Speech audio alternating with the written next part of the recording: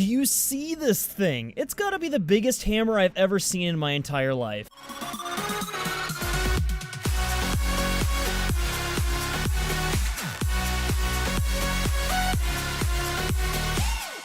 What's going on, everyone, and welcome. I'm BouseFeenux, and this is Watch It in Action. Today, we're covering yet another item from the most recent Prime access, the Fragor Prime, which is basically a fancy way of saying anime hammer.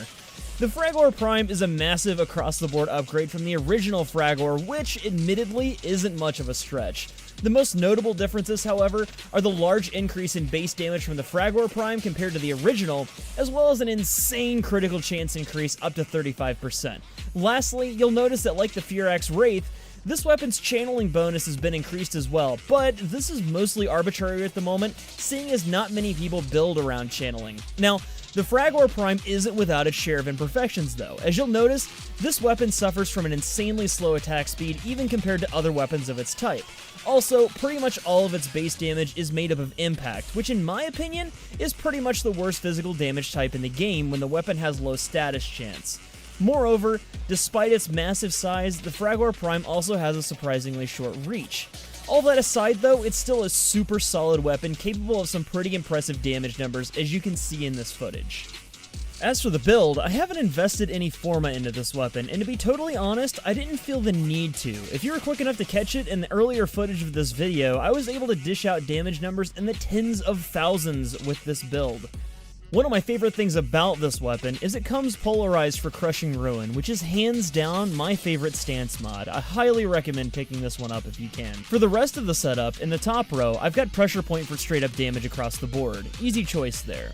Life Strike is a mod that seemed to fit perfectly within this build and give us a little extra utility. Seeing as the Fragor Prime deals massive damage per hit, you'll no doubt be able to easily fill your life bar back up when using this mod. If you feel like investing forma, however, I recommend throwing in a Primed Reach, another elemental mod, or whatever you want, really. Organ Shatter is our next mod, and one that I feel is totally necessary. It's very important that, as a critical build, we have the maximum critical damage multiplier possible. Don't skimp out on this one. Next up, Berserker is another no-brainer. You'll want this mod on every weapon you build crit for, because with each critical hit, your melee speed increases, allowing you to multiply your damage per second. On the bottom row, you have space for two 90% elemental mods. These can be whatever you need them to be. Right now, I'm using a viral setup, but your setup depends on whatever you're fighting. Blood Rush is the mod that pretty much makes this whole build work. We need this because every time we attack, we get what's called a combo point.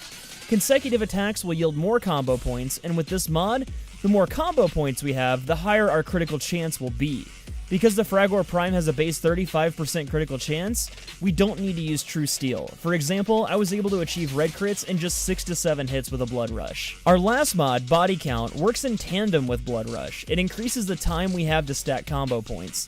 This is super important because without this mod, it would be fairly difficult to stack our combo multiplier. Having a high combo multiplier also increases your melee damage, so this mod is pretty good on its own as well. The real test comes out in the Simulacrum. I want to show you how this weapon performs in a high-level environment in a best case and a worst case scenario. First up, let's try this thing out on some Corpus enemies. The impact of this weapon will help bring down Corpus shields, and the viral element I'm currently using does staggering amounts of damage to flesh-based units like the Corpus Techs and the Corpus Crewmen. Notice too, that after only a few hits, we're already seeing red crits. The next test involves some heavily and medium armored corrupted enemies. For them, we'll be using the corrosive element, since that's what you commonly use in the Void. Our damage against these guys won't be nearly as impressive, but even still, we have enough base damage and our critical hits are enough to power through even these enemies. And that's a wrap, guys. As a final note, I really like this weapon, but I think for now I'll stick to my jacket tag when reaching for a hammer weapon. I hope you all enjoyed what you saw here, and if you did, don't forget to support this video with a like. If you're new here, consider subscribing. It helps out the channel a ton. Also, some exciting news, I was able to get a capture card, so hopefully soon, we'll be able to start our adventure in Uncharted 4. Anyways, thank you guys as always for watching, and I'll see you at the next video.